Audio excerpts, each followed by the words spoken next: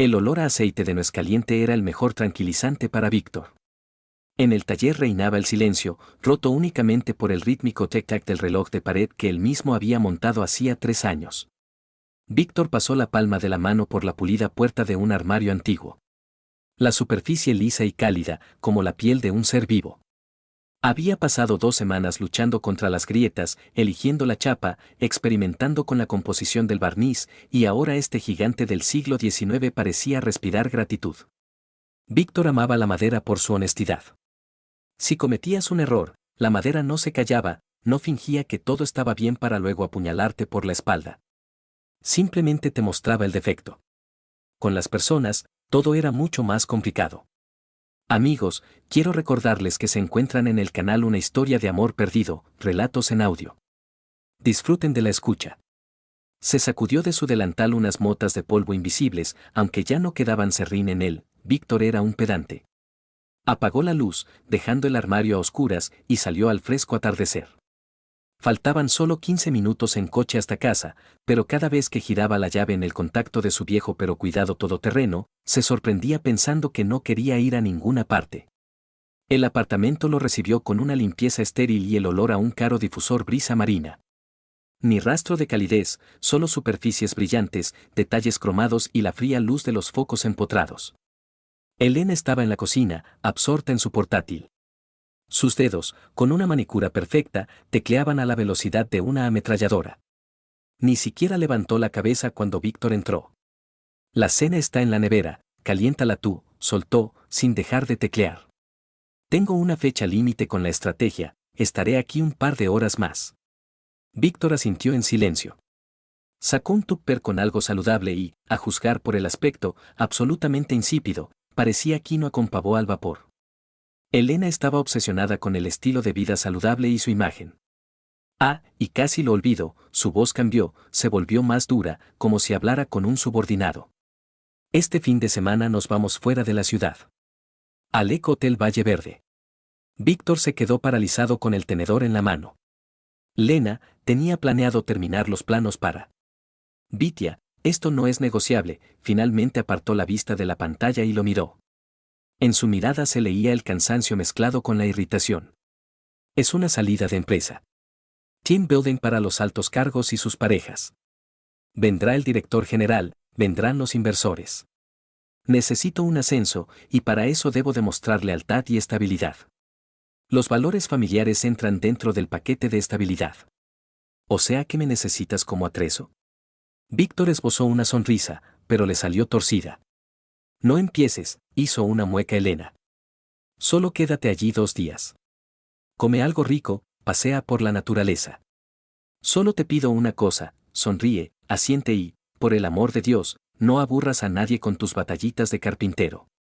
Allí habrá gente del sector de la alta tecnología, no les interesa escuchar sobre tipos de tinte ni las peculiaridades del secado del roble.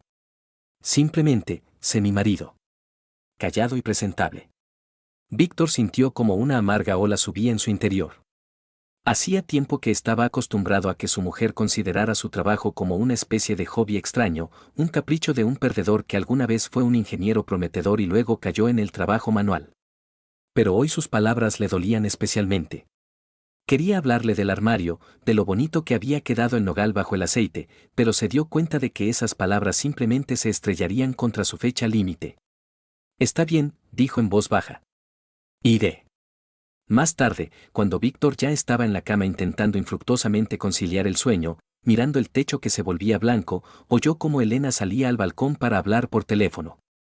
La puerta estaba entreabierta, dejando entrar en la sofocante habitación los sonidos de la ciudad nocturna y fragmentos de frases. Sí, todo en orden. Claro que va.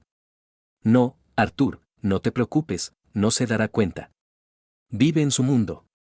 Entre el serrín, Elena rió suavemente, y esa risa no era nada parecida a la que Víctor había oído en los últimos 5 años, seca y de negocios. Esta era viva, coqueta. Sí, un lastre necesario. Ya sabes la política de la empresa. Somos una gran familia. Tendré que cargar con este trasto sin asa para cumplir con el protocolo. Bueno, hasta mañana. Besos. La palabra lastre quedó suspendida en el aire, pesada y pegajosa. Víctor cerró los ojos. El corazón le latía tan fuerte que parecía resonar en sus sienes con un eco sordo. Permaneció inmóvil cuando su mujer volvió a la cama, oliendo a menta ya frío. Las gafas de color de rosa que, a pesar de todo, aún llevaba, intentando justificar su frialdad con el cansancio y la carrera, se habían hecho añicos. La mañana del sábado amaneció soleada, de un brillo casi burlón. El trayecto hasta Valle Verde duró unas 2 horas. Elena conducía ella misma, de forma agresiva, segura, adelantando a los lentos y comentando sus capacidades mentales entre dientes. Víctor iba en el asiento del copiloto, mirando cómo los interminables bosques y campos desfilaban tras la ventanilla. Se sentía como un preso siendo trasladado a una colonia penitenciaria con mejores condiciones de internamiento. El Eco Hotel era un cúmulo de modernos chalets de madera esparcidos por la ladera de una colina. Todo allí gritaba comunión con la naturaleza a un precio muy elevado, caminos de piedra natural, ausencia de plástico, camareros con camisas de lino. Pero tras esa imagen pastoral, Víctor, como profesional, veía otra cosa: juntas de terraza resecas, vino barato pintado para parecer teca y una chapuza evidente en la construcción de las barandillas. Falsedad. Este lugar era tan falso como el fin de semana que se avecinaba. En el aparcamiento ya se agolpaba gente. Todos se parecían entre sí, atuendos caros pero descuidados, sonrisas deslumbrantes, saludos ruidosos. Elena se transformó al instante. Se irguió, se puso en la cara la expresión de una anfitriona generosa y salió volando hacia un grupo de colegas, dejando a Víctor sacando las maletas del maletero. Cuando se acercó al grupo, Elena ya parloteaba animadamente con un hombre alto y moreno con chaqueta beige. Víctor reconoció al instante su tipo. Esa gente llena todo el espacio, incluso cuando está en silencio. Pero este no estaba en silencio. Aquí está nuestro misterioso cónyuge, proclamó el moreno, girándose hacia Víctor. Su sonrisa era amplia, de anuncio, pero sus ojos permanecían fríos y calculadores. Arthur. Director creativo. He oído hablar mucho de usted. ¿Es cierto que Elena dice que es usted un manitas? Arthur le tendió la mano. El apretón fue flojo, descuidado, como si le hiciera un favor. Pero en cuanto Víctor soltó su palma, Arthur cambió su atención a Elena, posando una mano en su hombro, un gesto un poco más prolongado y más íntimo de lo que se permite entre compañeros. Lena, hoy estás radiante. Ese color te sienta increíble. Víctor notó que las mejillas de su esposa se sonrojaban ligeramente. Miraba a Arthur con una mezcla de adoración y sumisión que él no le veía desde hacía muchos años. Os presento a mi mujer, Marta, dijo Arthur por encima del hombro, señalando a una mujer que estaba un poco apartada. Marta era la antítesis de su marido. Baja, con un sencillo vestido gris y el pelo recogido en un moño pulcro. Parecía una sombra, una mancha descolorida frente al plumaje brillante de su esposo. Marta asintió brevemente a Víctor y apartó la mirada de inmediato, como si temiera ser descubierta en algo indebido. Encantado, Víctor, se presentó él. Vamos, que nos esperan grandes cosas, anunció Arthur en voz alta, llevándose a Elena del brazo hacia el edificio principal. El cóctel no va a esperar eternamente. Víctor se quedó de pie junto al coche, sintiéndose como una pieza de repuesto olvidada en un complejo mecanismo. Miró a la pareja que se alejaba. Elena se reía de algo que Arthur le decía, y esa risa resonaba en el pecho de Víctor con un dolor sordo. Él era un extraño allí. En aquel terrario de gente afín, su papel era el de una mera decoración. El registro, las interminables presentaciones, el intercambio de tarjetas de visita. Las conversaciones vacías sobre el tipo de cambio y los nuevos gadgets, todo se fundió para Víctor en un único y sordo ruido sin sentido. En el cóctel, organizado en una terraza al aire libre con vistas al lago, cogió una copa de agua mineral y se retiró a la barandilla, intentando pasar lo más desapercibido posible. Elena era el centro de atención. Brillaba. Arthur revoloteaba a su alrededor, sirviéndole champán, rozándole el codo, susurrándole algo al oído. Para los demás, parecía un inocente flirteo entre compañeros, pero Víctor, que conocía cada movimiento de su esposa, veía la verdad. Veía cómo se le dilataban las pupilas cuando Arthur se acercaba. Veía cómo se retocaba el pelo inconscientemente. Era tan obvio y tan humillante que le entraron ganas de saltar la barandilla y huir a través del bosque hasta que le reventaran los pulmones por falta de aire. Bonitas vistas, ¿verdad? Una voz suave sonó muy cerca. Víctor se sobresaltó. Marta estaba a su lado. No le miraba a él, sino a lo lejos, a la tranquila superficie del lago por la que se deslizaban barcas de paseo. En sus manos apretaba una copa de vino intacta. Sí, respondió Víctor secamente. Pintoresco. Creen que somos ciegos, dijo ella, sin cambiar la entonación. Su voz era uniforme, casi sin vida, pero resonaba con acero. O tontos. O tan acostumbrados a nuestro papel de mueble que no nos tienen en cuenta. Víctor giró la cabeza lentamente. Marta seguía mirando al agua. ¿A qué se refiere?, preguntó, aunque su corazón ya había dado un vuelco, presintiendo la respuesta. Marta finalmente se giró hacia él. En sus ojos grises nadaba una desolación tan profunda y negra, mezclada con furia, que Víctor se sintió incómodo. A mi marido y a su esposa, Víctor. Tengo las llaves de su sala de reuniones secreta. Y creo que deberíamos discutir la agenda. La parte oficial del evento comenzó media hora después. Todos fueron conducidos a la sala de conferencias con ventanales panorámicos para escuchar una conferencia sobre sinergia en equipo y liderazgo emocional. Elena estaba sentada en primera fila, tomando notas atentamente en una libreta, Arthur, por supuesto, a su lado, inclinándose de vez en cuando para hacerle comentarios. Aprovechando el alboroto, Víctor se escabulló de la sala por una puerta lateral. Marta le esperaba en el sendero que conducía al río, lejos de miradas indiscretas. Allí reinaba el silencio. El sonido del agua al chocar contra las piedras era tranquilizador, pero dentro de Víctor rugía una tormenta. ¿Dijo que tenía pruebas?, preguntó sin preámbulos, tan pronto como se acercó.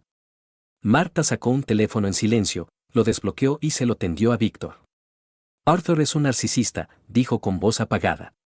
Nunca borra los mensajes. Para él son trofeos. Sincronizó su teléfono con su tableta. Víctor cogió el teléfono. Sus dedos temblaban traicioneramente. Empezó a pasar las páginas. Mensajes, fotos, fechas. No era algo de un mes o dos. Medio año. Medio año de mentiras. Estuviste increíble hoy. No puedo esperar al fin de semana. Ese carpintero aburrido no sospechará nada. Lo tengo todo planeado. ¿Viene con nosotros? ¿Para qué? Es necesario para la leyenda. Soportaremos su presencia por nuestro placer. Bueno, por cierto, preparé una sorpresa. Víctor leía, y con cada palabra, la sensación de humillación daba paso a otra cosa. Una ira fría y calculadora. La imagen se completaba. Todos esos retrasos en el trabajo, los viajes de negocios, el cambio repentino de vestuario. No solo estaba ciego, era un idiota que se había vendado los ojos él mismo. Eso no es todo, dijo Marta. Sigue pasando las páginas. Ahí habla de esta noche. Víctor volvió la vista a la pantalla. ¿Qué haremos con tu tronco esta noche? Será una molestia. Sí, es un problema, casi no bebe. Se quedará con cara de amargado. Déjamelo a mí. Le he encargado a Nikita, nuestro becario, que se ocupe de él. El chico le servirá unos cócteles especiales. Nikita está en mi mano, hará lo que sea necesario. Tu bendito estará durmiendo como un bebé a las 10 de la noche. Y nos encontraremos en la habitación 14. No hay nadie alojado allí, cogí la llave del recepcionista. Víctor bajó la mano con el teléfono. El aire a su alrededor se volvió denso y viscoso. Recordó al joven de ojos huidizos que merodeaba cerca de la barra, Nikita. ¿Así que planeaban drogarlo como a un animal para revolcarse tranquilamente al otro lado de la pared? Ni siquiera lo consideraban un ser humano capaz de resistirse. Simplemente una molestia molesta que había que eliminar. ¡Qué cinismo!, susurró él. Dios mío, qué cinismo más barato y sucio. Me voy, dijo Marta. Se abrazó los hombros con las manos, como si tuviera frío, aunque afuera había 25 grados. No puedo verles las caras. No puedo oír sus mentiras. He llamado a un taxi para la estación. En 40 minutos estaré en el tren. Te aconsejo que hagas lo mismo, Víctor. No les des motivos para reírse en tu cara. Déjalos. Que se ahoguen ellos solos en este pantano. Víctor miró el agua. Se imaginó recogiendo sus cosas, explicándole al recepcionista que se iba, huyendo vergonzosamente con el rabo entre las piernas, dejando a su mujer divirtiéndose con su amante. No. Eso sería demasiado fácil. Demasiado noble para ellos. Desvió la mirada hacia las ventanas del hotel, que se veían entre los pinos. Allí, en ese acuario de cristal, su mujer y su amante celebrarían la victoria, seguros de su impunidad y genialidad. Lo consideraban un lastre, un tronco, un mueble viejo. Bueno. A veces, los muebles viejos pesan mucho. Y si caen, hacen daño. En él despertó aquel mismo ingeniero que Elena creía desaparecido hacía tiempo. El ingeniero que sabía construir puentes y calcular la resistencia de los materiales. El ingeniero que sabía que toda acción genera una reacción. No, dijo Víctor con firmeza. Su voz ya no temblaba. Sonaba sorda y peligrosa, como el crujido de un tronco centenario al romperse. Marta lo miró sorprendida. ¿Qué no? ¿Quieres quedarte a ver el espectáculo? No seré un espectador, Marta. Víctor se giró lentamente hacia ella.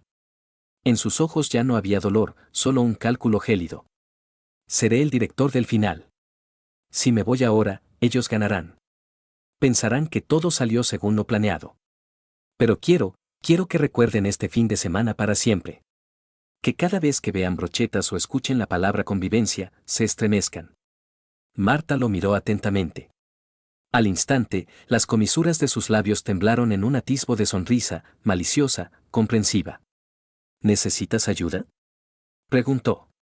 Necesito una copia de la correspondencia, dijo Víctor. Y tu tarjeta llave de la habitación, si es que te vas al final.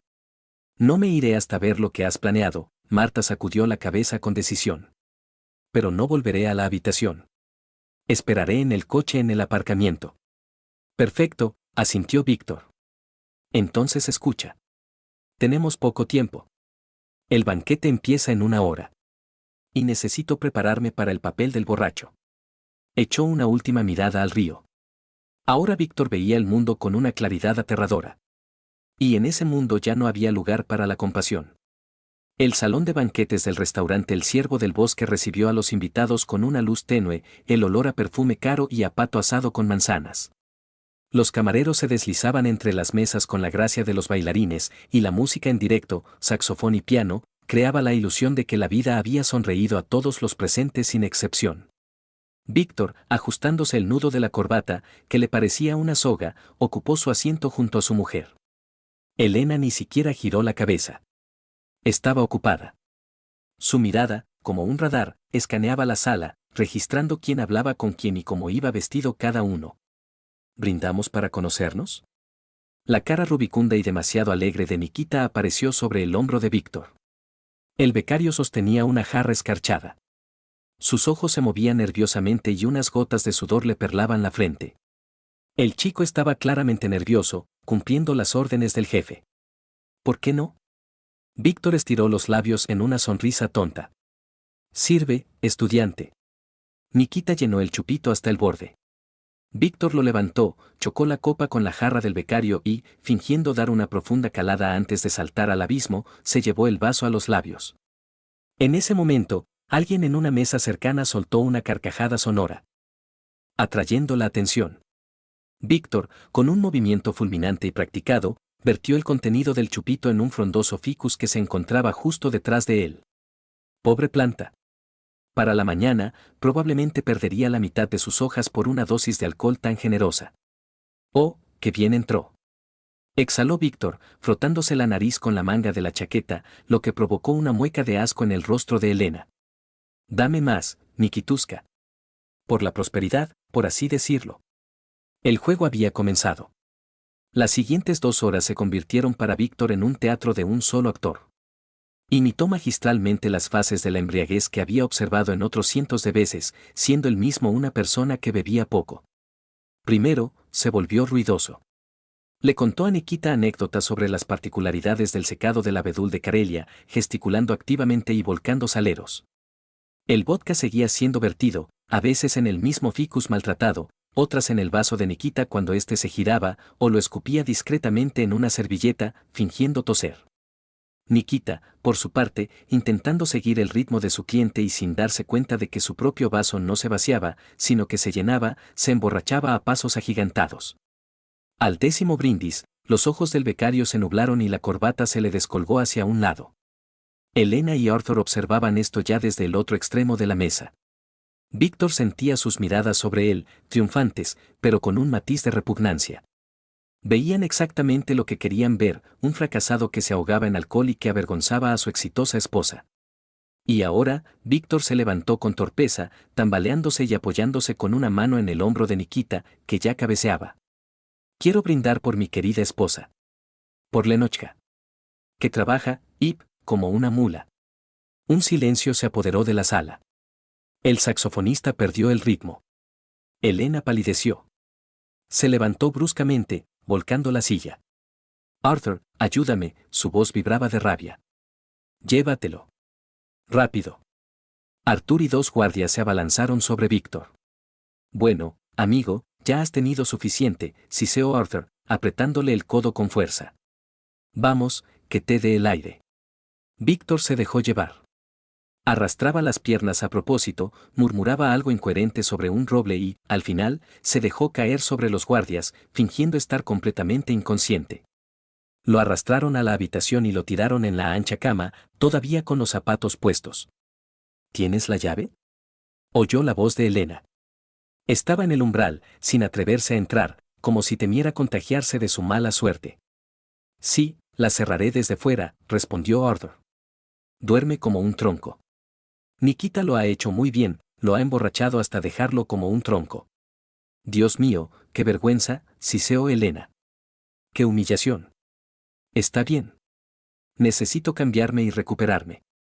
Dentro de una hora, la voz de Arthur bajó a un susurro íntimo, pero en el silencio de la habitación, Víctor oía cada palabra. En la habitación 14. Lo tengo todo preparado. Champán, música. Te espero, mi reina. La puerta se cerró de golpe. Sonó el pestillo. Los pasos en el pasillo se desvanecieron. Víctor abrió los ojos. No había ni rastro de turbiedad en ellos. Se sentó en la cama, se arregló la chaqueta y miró el reloj. 22:05. Tenía 55 minutos para convertir su noche romántica en una pesadilla nocturna. Se acercó a la puerta del balcón. Cerrada. Pero para alguien que sabe cómo funcionan las cerraduras, eso no era un problema.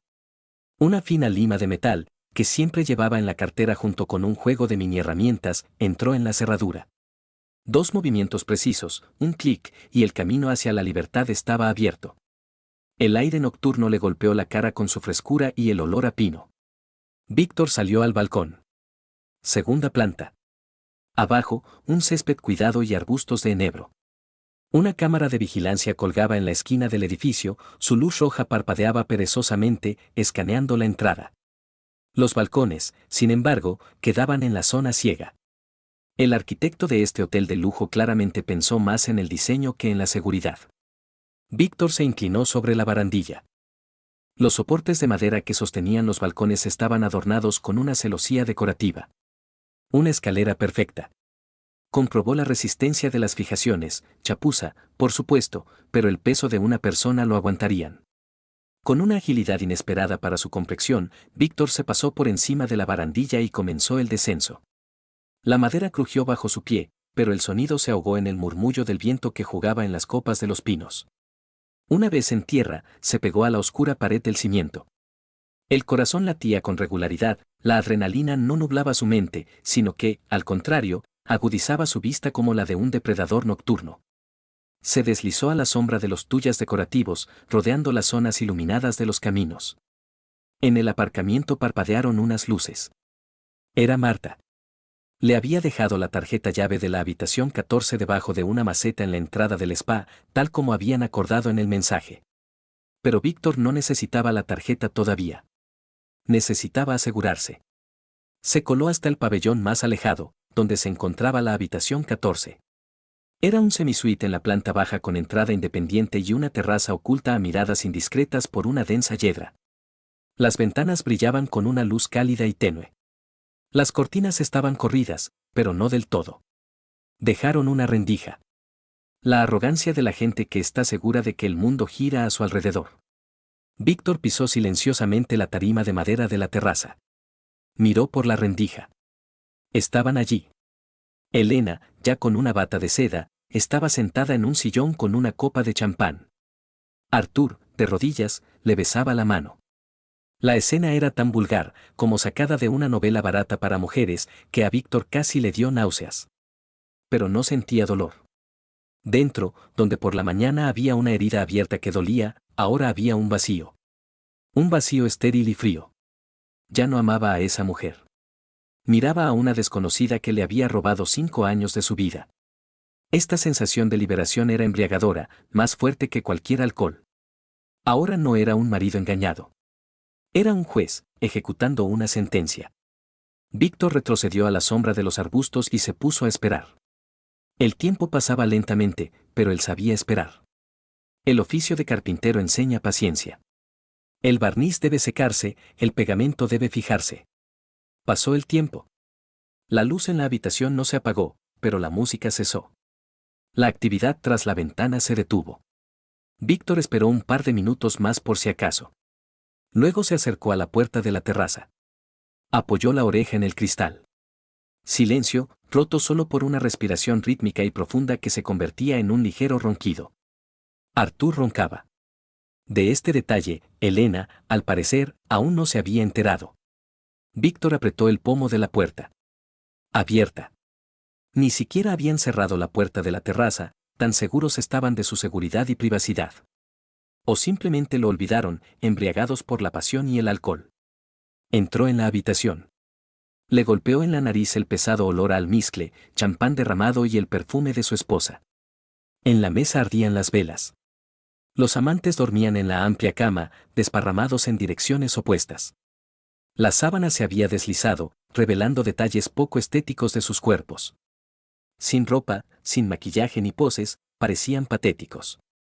Gente corriente y cansada de mediana edad. Víctor sacó el teléfono. La mano no le temblaba. Un clic. Otro. Primer plano de los rostros. Plano general con la ropa tirada. Esto sería suficiente.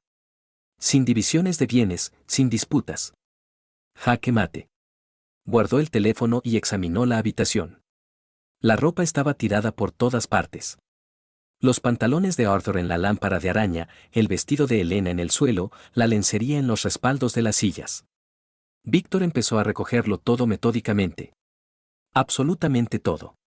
Zapatos, calcetines, camisas, incluso la corbata de Arthur. Actuaba rápido y en silencio, como un fantasma. Lo amontonó todo en un gran bulto, lo envolvió en el mantel de la mesita, después de haber barrido de él los restos de fruta. Al salir por la terraza, echó una última mirada a los durmientes. «Que durmáis bien», dijo solo con los labios. En la calle hacía silencio. Víctor, con el pesado fardo, llegó a la plaza central del complejo. Allí, en el centro del estanque decorativo, se erigía el orgullo del hotel, la estatua de la unidad corporativa. Era una construcción abstracta de metal que recordaba a cuerpos entrelazados o raíces de árboles. Fea y pretenciosa. En un banco junto al estanque dormía Nikita. El becario no llegó a su habitación, se quedó dormido al aire libre. Una de sus piernas, con una zapatilla deportiva cara de la marca, colgaba hasta el suelo, la otra, descalza, descansaba en el banco. La otra zapatilla estaba tirada cerca. Víctor se detuvo. El humor negro que había estado latente en él durante años, de repente levantó la cabeza. Se acercó a Nikita, le quitó con cuidado la zapatilla que le quedaba. El chico solo hizo un ruidito con los labios mientras dormía. «Perdona, hermano», susurró Víctor. «Elegiste el bando equivocado». Con un movimiento de brazo, lanzó ambas zapatillas al centro del estanque. Clop. Clop. El calzado se hundió lentamente, creando círculos en el agua. Ahora lo principal. Víctor se acercó a la estatua. Desdobló el mantel. El vestido de Elena, los pantalones de Arthur, su ropa interior, todo fue a parar al agua de la fuente que rodeaba la estatua. La tela se empapó, se volvió pesada y maleable. Víctor se puso a hacer nudos. Sabía cientos de ellos. Ató la ropa mojada a los barrotes metálicos de la estatua de tal manera que era imposible desatarla con las manos. 15 minutos después, la estatua de la unidad se había transformado. Ahora estaba adornada como un árbol de Navidad surrealista. Era un monumento a la estupidez y la mentira humanas. Víctor se sacudió las manos. El trabajo estaba hecho. Sentía cansancio, pero era un cansancio agradable, como el que se tiene después de haber construido un buen armario. Se dirigió hacia la verja, sin mirar atrás. El guardia del puesto de control dormía, con la cabeza apoyada en un crucigrama, y ni siquiera notó la sombra que se deslizó más allá del perímetro. El camino hasta la estación de tren atravesaba el bosque. No había farolas, solo la luna iluminaba el sendero, convirtiendo los árboles en esculturas plateadas. Víctor caminaba rápido. La adrenalina retrocedía, dando paso a una fría comprensión. Su vida anterior había terminado.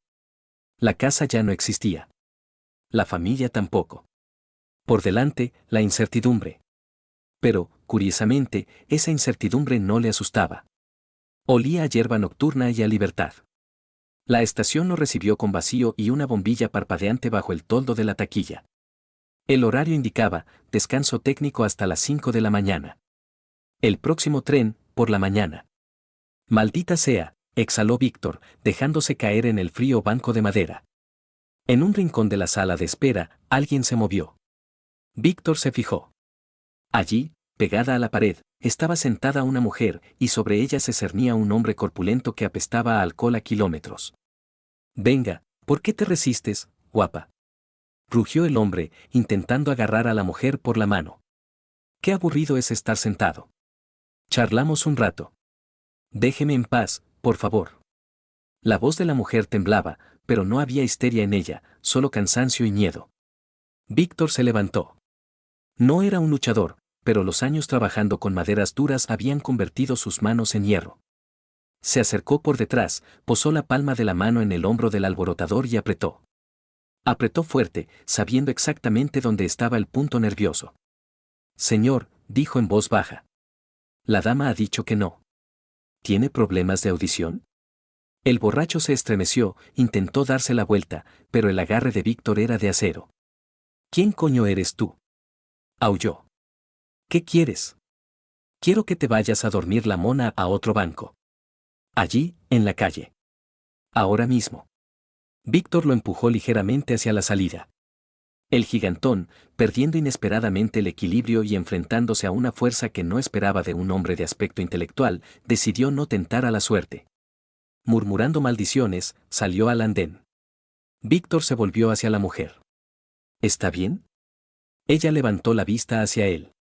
Ojos grandes, asustados, pero sorprendentemente claros. A la luz de la tenue bombilla. Distinguió un rostro cansado, un mechón de cabello castaño suelto y una vieja chaqueta vaquera. Sí. Gracias. Es que, me asusté pensando que sacaría una navaja. Soy Víctor, no le tendió la mano, para no asustarla con un acercamiento brusco. Olga intentó sonreír. Parece que estamos atrapados aquí. No hay trenes. Ya me he dado cuenta. Vivo en el pueblo de al lado, a unos 3 kilómetros por el bosque, dijo Olga, recogiendo un voluminoso bolso del suelo. Iría andando, pero, después de esto, asintió hacia la puerta, me da miedo ir sola. Le acompaño, si quiere, se ofreció Víctor. A mí no me corre prisa. Y sentarse aquí hasta mañana no es un placer muy apetecible. Caminaron por el sendero del bosque. Al principio, en silencio. Luego, Olga preguntó qué hacía en la estación con chaqueta y zapatos en medio de la noche. Víctor, para su propia sorpresa, se lo contó todo. Sin adornos, sin quejas, solo hechos. Lo del evento de la empresa, lo de su mujer, lo del ficus y lo de la estatua. Olga soltó una carcajada. Su risa era cálida y sincera, como el crepitar de la leña en una chimenea. Perdone, dijo, secándose una lágrima que se le había escapado. Entiendo que es una tragedia, pero, ¿la ropa en la estatua? ¿Eso les hace daño de alguna manera? No sé cómo les hará daño, pero por la mañana todo el mundo sabrá que son amantes, respondió él. ¿Y usted? ¿Por qué está en la estación de noche? Pues fui a la ciudad a por medicinas para la clínica. Soy veterinaria. Tengo un refugio de perros, casos complicados.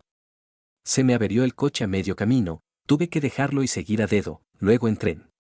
Hablaron de perros, de lo difícil que era encontrar buenas tablas para el suelo, del olor a bosque después de la lluvia. Víctor se dio cuenta de que, en esa hora de conversación, había aprendido más sobre Olga y sentido más calidez hacia ella que en los últimos años de su exitoso matrimonio con Elena. Llegaron al pueblo. La casa de Olga estaba en las afueras, junto al bosque. No era un chalet, sino una sólida cabaña de troncos, un poco descuidada, pero viva. Detrás de la alta valla, se oyó un ladrido polifónico. «Tranquilos, son de la casa», gritó Olga. Los ladridos se convirtieron en alegres gimoteos. Empujó el portillo, pero este solo chirrió lastimeramente y se torció, enganchándose en el suelo. «¡Ay, otra vez se ha soltado la bisagra!», suspiró Olga, dejando la bolsa en la hierba. «Nunca encuentro tiempo para llamar a un manitas, y yo misma, bueno, ya me entiende. Intenté arreglarla con alambre, pero los perros la tiran igual». Se acercó al perrero, donde 3 perros grandes con las patas vendadas saltaban. La puerta del perrero también se sostenía por los pelos. Víctor se acercó en silencio al portillo. Sacó su multiherramienta del bolsillo. A la luz de la farola, examinó la bisagra. Los tornillos estaban arrancados de cuajo, la madera podrida. ¿Tiene tornillos un poco más largos? ¿Y, quizás, un taladro?, preguntó, quitándose la chaqueta y colgándola en la valla. «Quizás haya en el cobertizo, ahora busco». Olga se lanzó hacia la oscuridad del patio. 2 minutos después, Víctor ya estaba trabajando. Encontró una astilla, la introdujo en el agujero viejo para compactar el hueco, lubricó la bisagra con aceite de máquina, que también encontró en el cobertizo, y con esfuerzo, clavó nuevos y largos tornillos en la madera viva.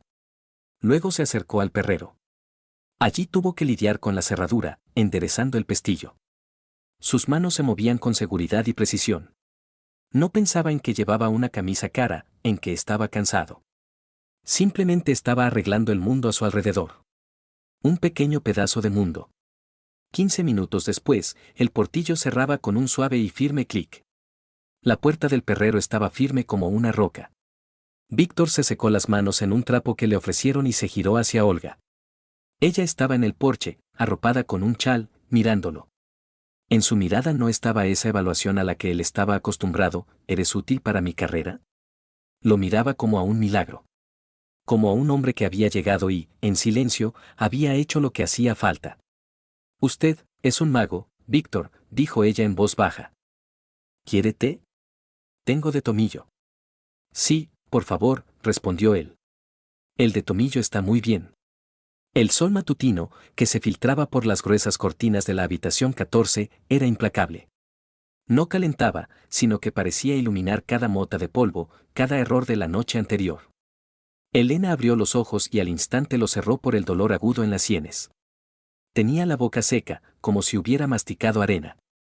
A su lado estaba Arthur, emitiendo sonidos parecidos a los gemidos de una bestia herida.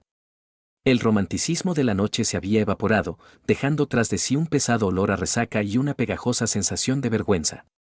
«¿Qué hora es?», preguntó Arthur con voz ronca, sin abrir los ojos. Las 9 de la mañana, Elena se incorporó en la cama, intentando ordenar sus pensamientos. «Tenemos que irnos antes de que nos vea nadie». «¿Dónde está mi ropa?». Miró la habitación. Vacía. El sillón, sobre el que ayer descansaba su vestido de seda, estaba vacío. La silla donde colgaban los pantalones de Arthur estaba desnuda. En el suelo no había ni zapatos, ni lencería, ni siquiera calcetines. «Arthur», la voz de Elena tembló. «¿Dónde están nuestras cosas?». El director creativo se sentó de golpe, lo que le provocó un espasmo de dolor en la cara. Giró los ojos con desconcierto, inspeccionando la habitación. «Yo no lo sé. ¿Quizás la camarera?». «¿Qué demonios camarera?». Elena se levantó de un salto, cruzándose la sábana sobre el pecho. «Esto es una broma idiota de alguien». «¿Nikita? Dijiste que estaba borracho». «Lo mataré», rugió Arthur, comprendiendo todo el horror de la situación. «Tenemos que llegar a mi pabellón. Allí tengo un juego de repuesto en la maleta. ¿Me propones ir por todo el recinto en sábanas?». Elena corrió hacia la puerta, tiró del pomo. «Cerrado». No había elección. El único camino era a través de la terraza. Salieron a la calle, arropados con las sábanas blancas del hotel, parecidas a las togas de los patricios romanos en tiempos de decadencia imperial. Elena intentaba mantenerse a la sombra de los tuyos, pero el diseño paisajístico del hotel era descaradamente abierto. Tenían que pasar junto a la piscina y la plaza central para llegar al bloque de habitaciones. En ese momento, el hotel ya bullía de vida. Los colegas, animados tras el café matutino, se reunían para desayunar. Alguien corría, alguien comentaba los resultados del entrenamiento de ayer. La aparición de Elena y Arthur en un estado tan extravagante causó el efecto de una bomba. Las conversaciones cesaron. Decenas de ojos se clavaron en la procesión. «Mira, es Elena Viktorovna», susurró alguien en voz alta. ¿Y Arthur a su lado? ¿Se han aficionado a los juegos de rol? Elena sentía como el rubor le invadía la cara, el cuello, los hombros. Ella, la dama de hierro, la directora de desarrollo, caminaba descalza sobre las baldosas frías, apretando contra su pecho un trapo oficial, bajo la mirada de decenas de smartphones. Oía los clics de las cámaras. Mañana, esas fotos estarían en todos los chats de trabajo. Era el fin. No solo un escándalo, sino la destrucción de su reputación. Pero el verdadero golpe les esperaba en la plaza. En el centro del estanque decorativo se alzaba la estatua de la unidad corporativa. Hoy tenía un aspecto diferente. Las estructuras metálicas estaban densamente cubiertas de ropa. Los pantalones de Arthur, atados con un nudo marinero, colgaban de las ramas. El vestido de Elena envolvía el tronco, y en la cima, como una bandera de rendición, ondeaba la lencería de encaje. La multitud alrededor de la estatua no ocultaba su risa. La gente señalaba con los dedos, grababa vídeos. «Es una instalación», gritó alguien del departamento de marketing. La cruda verdad de los negocios. No muy lejos, en un banco, Nikita seguía durmiendo. Estaba descalzo. Arthur, al ver a su becario y su ropa, perdió los últimos vestigios de autocontrol. La furia, mezclada con la humillación, exigía una salida. Olvidando que solo llevaba una sábana, se abalanzó sobre el chico dormido y pateó con fuerza el banco. «Tú. Pequeño cabronazo», gritó Arthur, subiendo a un tono agudo. «¿Qué has hecho?» Nikita, medio dormido y sin entender nada, saltó. Al ver a su jefe enfurecido delante de él, instintivamente adelantó las manos.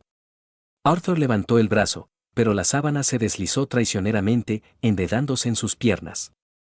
El director creativo agitó los brazos de forma ridícula y cayó directamente sobre el césped, arrastrando al becario con él. Se revolcaban en la hierba, el jefe y el becario asustado.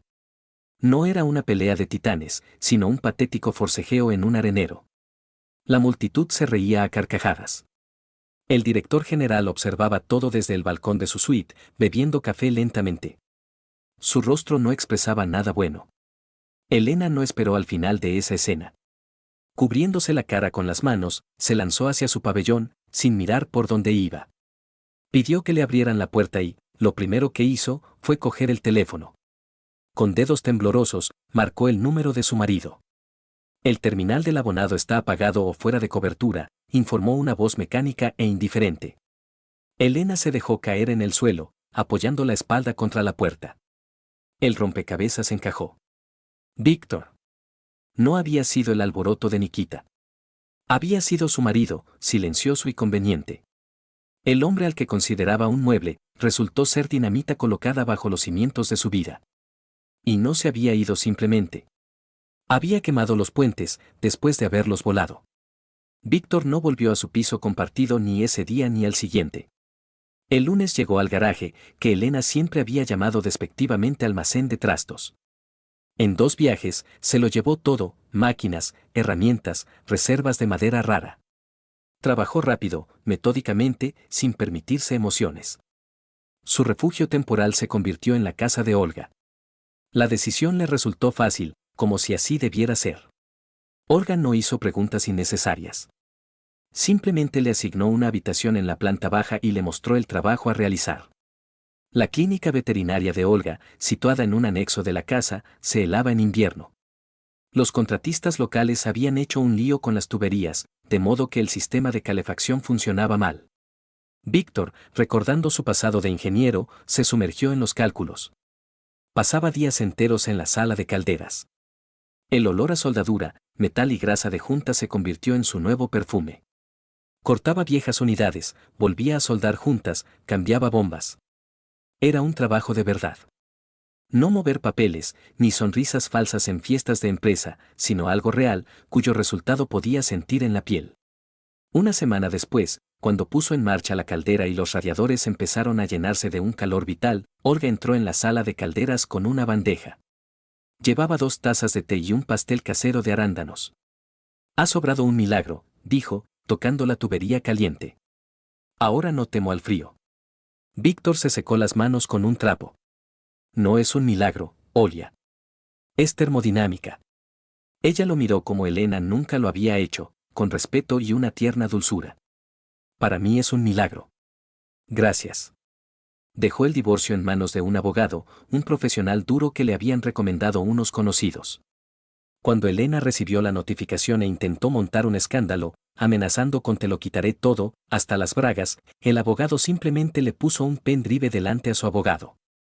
Contenía fotos del número 14 y una grabación de audio de una conversación sobre lastre. Mi cliente está dispuesto a no hacer públicos estos materiales si su parte firma un acuerdo de división voluntaria, donde cada uno se queda con lo suyo, comunicó secamente el abogado. El piso es suyo, pero usted pagará una compensación por la parte de Víctor. El garaje y el coche, para él. Elena firmó los papeles en silencio. Sabía que si esas fotos salían a la luz, su carrera llegaría a su fin definitivo. La vida empezó a coger ritmo. Víctor no pensaba vivir a costa de Olga. Recordó a un viejo amigo de la universidad, Dimitri, que ahora ocupaba un puesto en la Dirección Regional de Arquitectura. Víctor marcó su número sin mucha esperanza, pero Dimitri respondió al instante. La reunión tuvo lugar en una cafetería. Dimitri, que había engordado pero seguía igual de enérgico, le estrechó la mano a Víctor durante un buen rato. Vitka. Vivo. Pensé que tu mujer de negocios te había metido del todo bajo su talón y te había aplastado. Salí, Dima. Ahora estoy por mi cuenta. Y bien hecho. Escucha, tengo aquí un proyecto que me urge. La restauración de una antigua finca para convertirla en museo. Hay carpintería de madera, tallas, forjados. Los contratistas son unos idiotas manazas, solo saben poner cartón yeso. Necesito a alguien que sienta la madera y sepa de resistencia de materiales. ¿Te harías cargo como ingeniero jefe del proyecto? ¿Una antigua finca? Los ojos de Víctor se iluminaron. ¿Alerce? Ese mismo. El presupuesto es bueno, los plazos son realistas. ¿Qué me dices? Trato hecho. Pasó un mes. Octubre tiñó el bosque de oro y carmesí. Los caminos del pueblo se habían convertido en un campo de pruebas para vehículos todoterreno por las lluvias otoñales. Víctor partía leña en el patio de la casa de Olga. Le gustaba ese esfuerzo físico. El hacha se hundía en los troncos de abedul con un crujido húmedo, partiéndolos en dos. Llevaba un jersey viejo y pantalones de trabajo, tenía barba de varios días, pero se sentía 10 años más joven.